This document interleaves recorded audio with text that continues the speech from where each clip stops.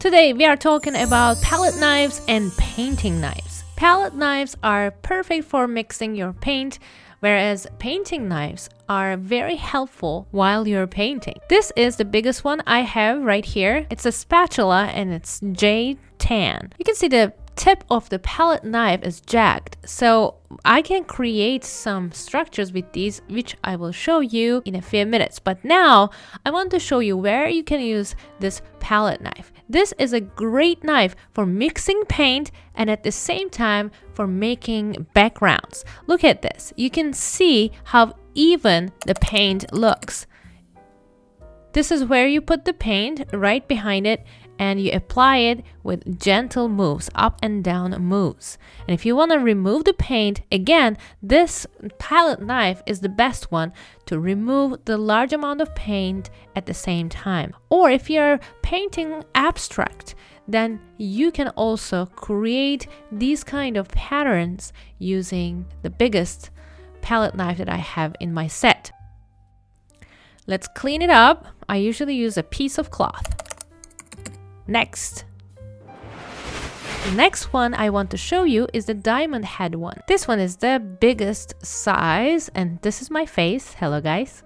And I want to show you where you can use this diamond head ones. This one is also great at mixing your paint. Let me show you how I mix my brown yellow with ultramarine blue. While doing that, I'm putting the most pressure on the top half of the diamond head here.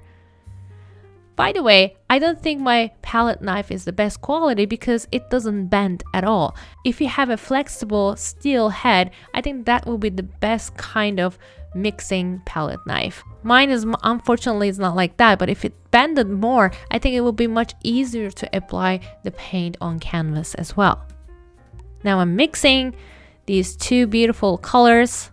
I'm just mixing these colors slowly just to show you how I do this. I press on the paint while I'm going up and down, and then I scrape the paint and then I apply it again.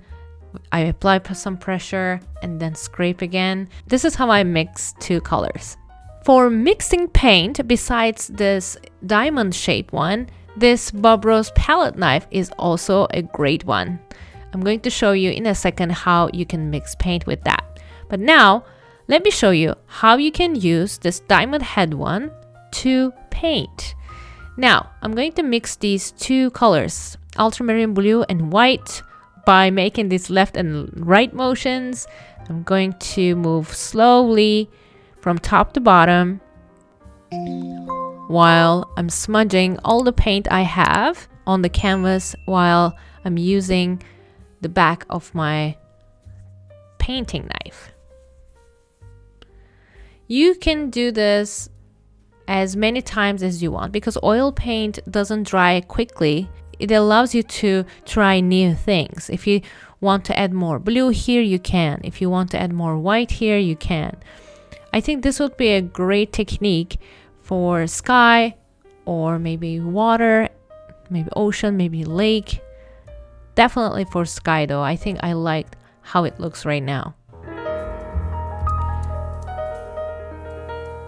See, because it's not dry yet, with each move, it reshapes the whole structure. So if you want to keep moving, you can, but I'm gonna just stop here. Again, with my diamond shaped painting knife, I'm going to apply that green that we just created 2 seconds ago. This is going to be our mountain. And now the diamond head one, this one is smaller and it has a sharper edge and sharper tip. This one is going to create different structures because it's smaller and it's sharper. It allows me to move in the smaller areas much more smoothly and more accurately. You can see that I'm applying my paint without any hesitation there.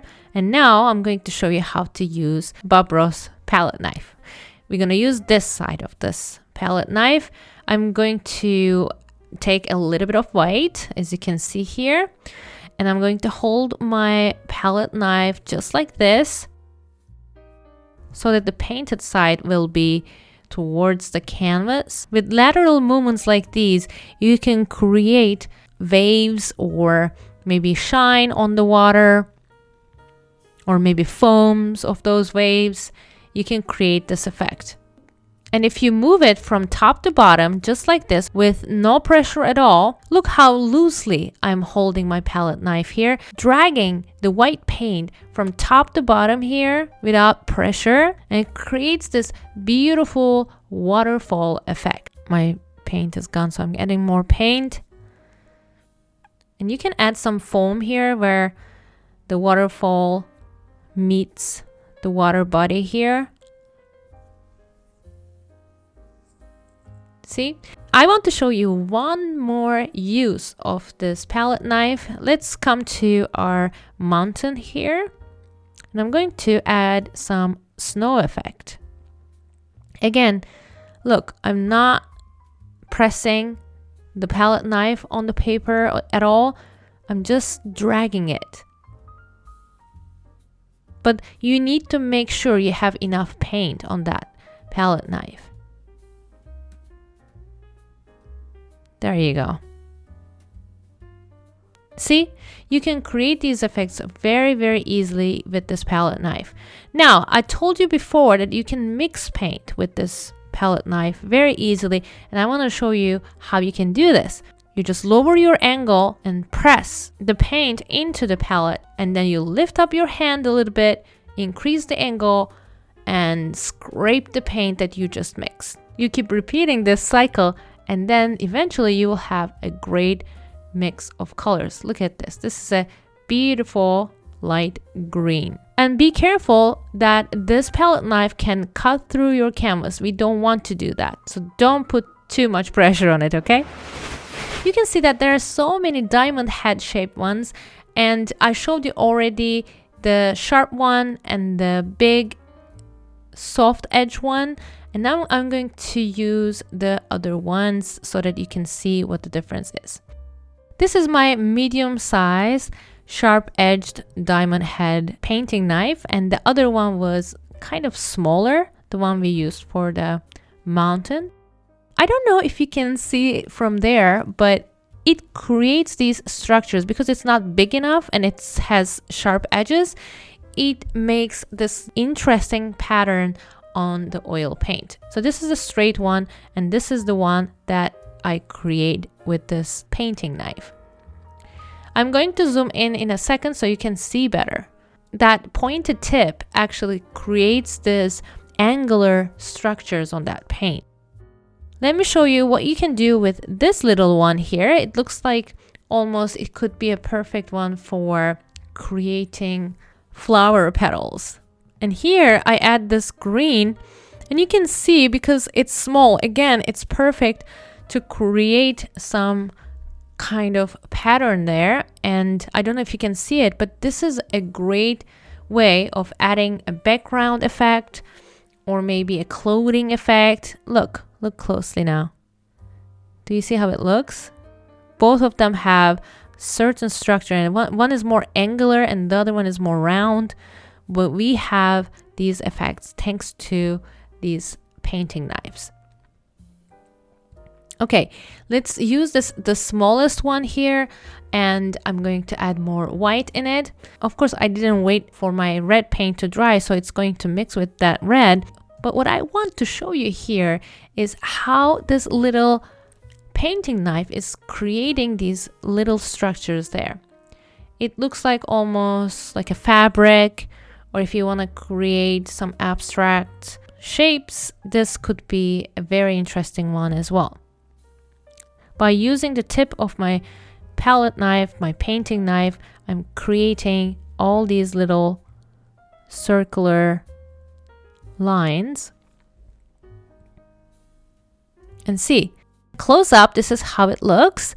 I think it's a very beautiful, very unique structure there. You can play more with this palette knife and see what you can get. When we want to draw a straight line, you would think that this would be the best palette knife, but it's actually not. This is a very difficult one to use when you're especially working on a vertical surface. But this one, the big diamond head with the sharp tip, will be the best one if you want to create straight lines. But I need to add some oil to my paint. I just need it to flow better. here you can see if you want to do some grass, or if you want to create lines around a house and you want to do the lines, like any lines that you can think of in a painting can be done with the help of this palette, if you don't want to use your brush, of course. And what does this jagged tip can do? Let's figure it out. I applied some black here. When you scrape the paint with the tip of this palette knife, what you get is this beautiful lines. I think this could be a great tool to use while making hair or painting animal fur. I added some white,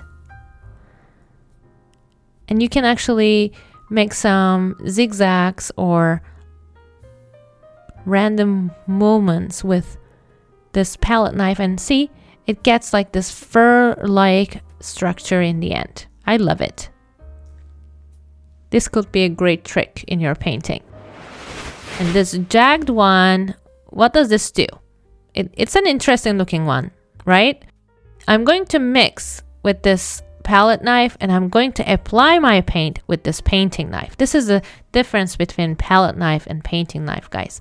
Some of them are great for mixing, but this jagged one was terrible at mixing, so definitely that's a painting knife. The shape of this painting knife is like a pine tree, so I added some green and I'm just pressing down on the canvas.